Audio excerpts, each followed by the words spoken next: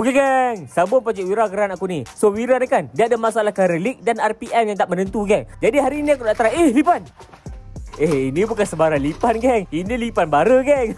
So hari ni aku nak pasang grinding lipan bara dekat Wira geran aku ni. Korang tengok kualiti dia.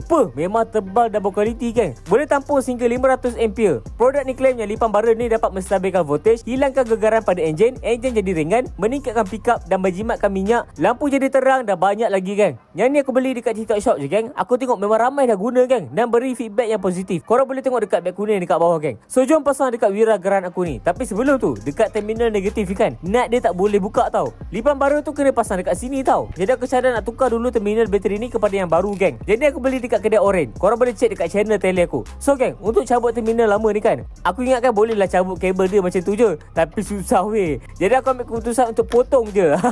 Lepas tu lukakan lagi kat hujung kabel ni, dan lepas tu aku pasang je terminal bateri yang baru tu. Senang sahaja geng. Guna soket saiz 10 je. Okey, siap dah geng. Nanti aku nak pasang macam ni. So buat benda yang sama juga dekat terminal positif. Tapi dekat sini banyak kerja sikit. Aku kena buka banyak benda sebab aku tak tahu semua ni kabel apa. Lepas tu yang getah merah ni aku cabut terus. Dan kabel ni memang keras betul nak potong. Jadi aku ambil gergaji dan potong je kabel ni. Senang saja. Settle tu macam biasa geng. Pasang terminal tu dan kabel-kabel dekat situ kan aku kemaskan guna electrical tape. Yang terminal negatif ni aku pasang adapter dia. Lepas tu aku pasang dulu terminal positif dulu. Lepas tu barulah aku pasang terminal negatif pula. Ketatkan dan mantap geng. Siap dah.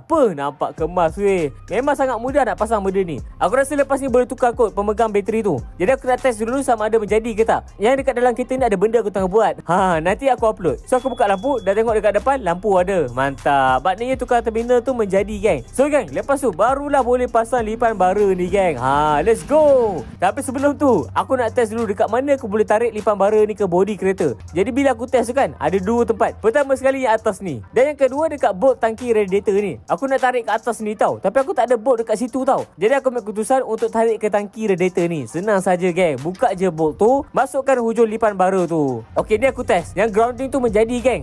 So aku buka yang dekat terminal dan pasang lipan bara tu. Siap geng. So aku ada lagi satu lipan bara yang aku kena pasang. Sini ada satu bolt kosong tau. Dan nampaknya ikut panjang tu boleh tarik ke head. So aku ambil keputusan untuk pasang lipan bara dekat situ geng. So sekarang sudah siap dah pasang. Jom kita try test on engine geng. Bismillah.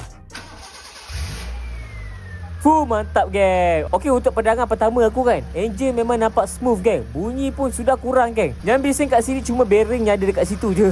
Okey, lepas ni aku boleh tukar pula bearing tu. So geng, kalau korang nak guna lipan bara ni, seeloknya minimum guna 2 atau 3 tau. So lipan bara ni kan, dia boleh pasang dekat bateri negatif, head, intake, gearbox, starter dan alternator, tarik ke body geng.